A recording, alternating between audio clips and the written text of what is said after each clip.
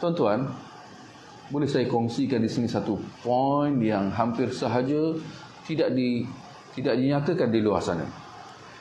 Tuan-tuan pernah tak tertanya, kenapa sering diwar-warkan kepada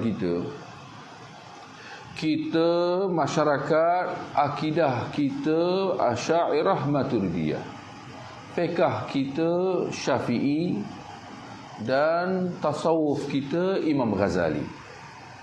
Tuan-tuan,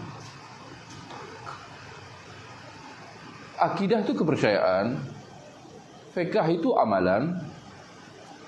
Gerangan apa ada tasawuf? Ya, gerangan apa ada tasawuf? Dari mana datang tasawuf? Apa tu tasawuf? Apa tujuan dia? Ternyata bahawa ini sebenarnya satu simptom nak menggambarkan tentang keadaan orang dia.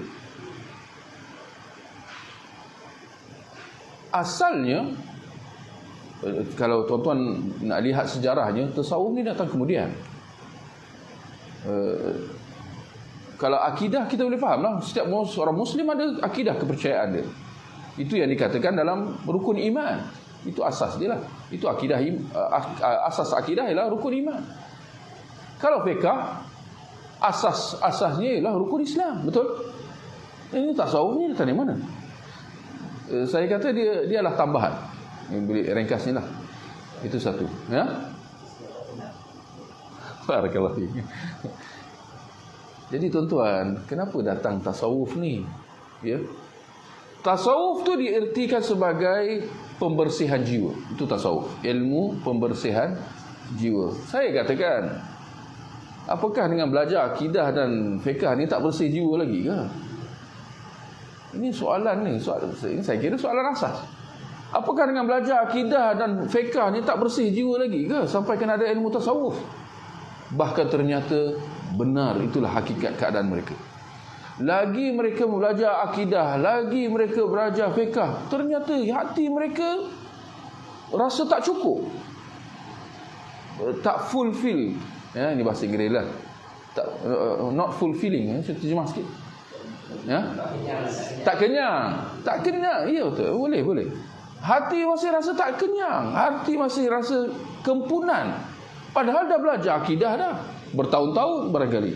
Dah belajar fiqh mazhab lah. Mazhab Syafi'i. Bertahun-tahun barangkali juga. Tapi kesudahannya hati masih lagi ada kelompongan, ada kekosongan yang masih dahaga untuk diisi. Maka di situ akhirnya didatangkan ilmu tasawuf ni. Ilmu yang dikatakan untuk nak membersihkan jiwa.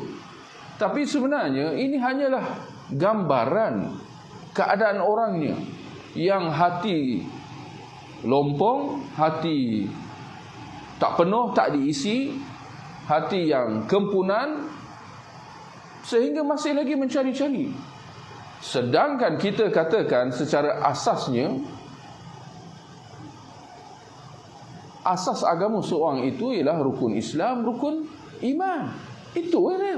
Ini asas dia. Ya, kalau ditambah ihsan lah.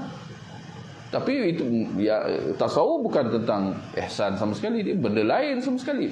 Ya, tapi itulah ya, nak mengatakan bahawa hati orangnya tak tenang seperti yang disebut tadi. Hati orang dia tak tenang. Maka kerana itu dia masih lagi perlu pengisian lagi. Dah belajar akidah, dah belajar fiqh, nak kena ada pengisian lagi. Sedangkan dari segi, kalau kita dari segi teknikal, yang benda tu tak logik. Kenapa jadi macam tu? Dengan kita belajar akidah lah hati kita jadi tenang. Kerana itulah sumber iman. Ini yang baru kita baca tadi. Akidah adalah sumber iman. Iman adalah asbab diberi cahaya. Dan cahaya itulah yang akan memberi ketenangan. Tapi kenapa hati tak tenang lagi ni? Menunjukkan bahawa cara yang digunakan itu salah. Cara ilmu kalam, cara bermazhab, cara taklid, ini menyalahi apa yang digariskan oleh syariat. Ketika mana syariat Allah mengatakan fa in tanaza'tum fi syai' farudduhu ila Allah war Rasul.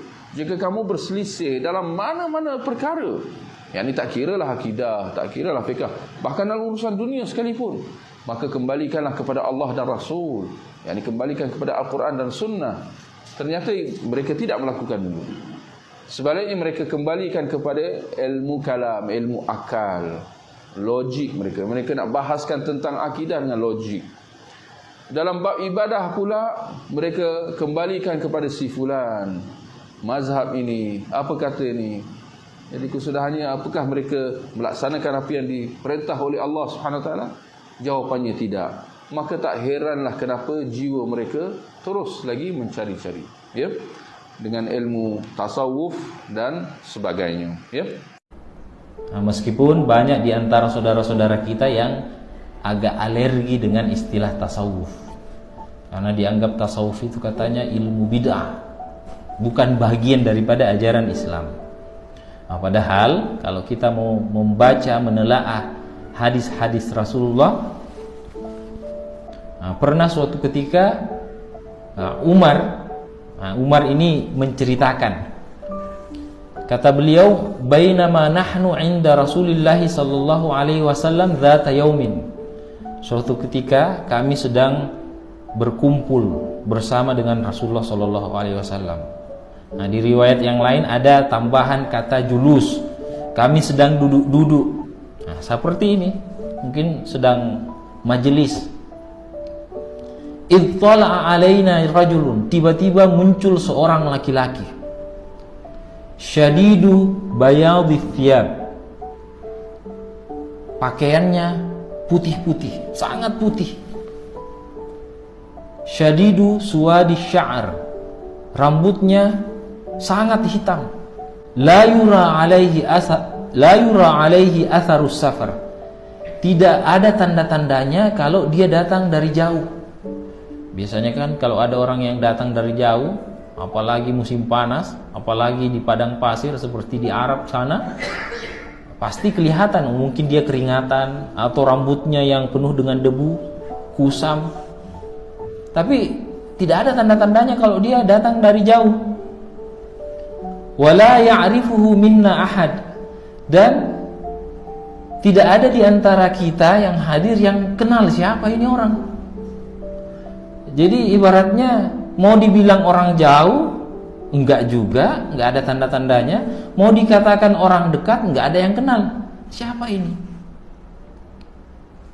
Yang lebih aneh lagi, kata Umar, hatta jalasa ilan Nabi alaihi salam, dia langsung duduk di hadapannya Rasulullah sallallahu alaihi wasallam.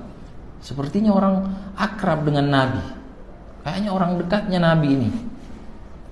Asnada rukbataihi ila rukbataihi, orang ini langsung menyandarkan kedua lututnya dengan lututnya baginda Rasulullah. Wa wada'a kaffaihi ala fakhidaihi, dan dia meletakkan telapak tangannya, dua telapak tangannya di atas pahanya Rasulullah sallallahu alaihi wasallam. Kayaknya ini orang akrab banget dengan Rasulullah. Ibaratnya orang yang datang ini langsung maju ke depan. Nah, kemudian orang ini mengajukan 5 pertanyaan. Nah, 3 pertanyaan pertama yang diajukan, nah inilah yang dijadikan para ulama sebagai pokok-pokok atau dasar-dasar ajaran Islam. Orang ini langsung bertanya kepada Rasulullah, ma huwal Islam, apa itu Islam? Ma huwal iman, apa itu iman? Wa ma huwal ihsan, apa itu ihsan? Nah, ihsan inilah tasawuf. Dan 3-tiganya ini ada ilmunya masing-masing. Islam, syahadat, salat, puasa, zakat, naik haji. Ini dibahas dalam ilmu fikih. Bagaimana kita salat, bagaimana kita puasa, bagaimana zakat, bagaimana haji, itu ilmunya ilmu fikih. Iman, nah, dibahas juga dalam ilmu tauhid, belajar ilmu tauhid.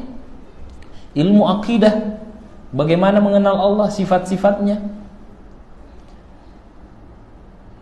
Ihsan, nah inilah dipelajari dalam ilmu tasawuf.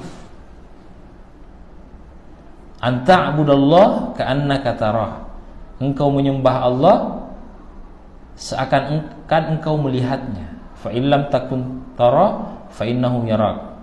Kamu tidak bisa melihatnya, tapi Allah bisa melihatmu. Inilah hakikat daripada ilmu tasawuf. Jadi orang yang mengabaikan salah satu dari bagian agama Islam ini, maka ibaratnya dia meninggalkan sepertiga ajaran Islam. Nah, jadi jangan alergi dengan ajaran tasawuf. Nah, singkat cerita, di akhir hadis Nabi bertanya kepada Umar, "Atadri manis sa'il?" Wahai Umar, tahu nggak siapa yang datang tadi itu? Langsung bertanya. Kata Umar, "Allahu wa rasuluhu a'lam." Allah dan Rasulnya yang paling tahu. Saya nggak tahu. Nah, kata Rasulullah, "Fa innahu Jibril." Yang datang itu adalah malaikat Jibril, yu'allimukum dinakum, mengajarkan kamu pokok-pokok ajaran agamamu, yaitu agama Islam. Jadi jangan sampai kita alergi terhadap ilmu tasawuf. Nah, banyak sekarang yang menganggap ilmu tasawuf itu ilmu yang sesat. Ya, tasawuf itu di samping dia sebagai ilmu, dia juga sebagai amal. Ilmu dan amal. Tazkiyatun nafs. Nah, itu dipelajari dalam tasawuf. Imam Al-Ghazali dalam Ihya Ulumuddin. Nah, jadi semoga Allah Subhanahu wa taala memberikan kita kepahaman. Terima kasih yang sudah menonton channel ini. Jangan lupa subscribe, like dan komen. Assalamualaikum warahmatullahi wabarakatuh.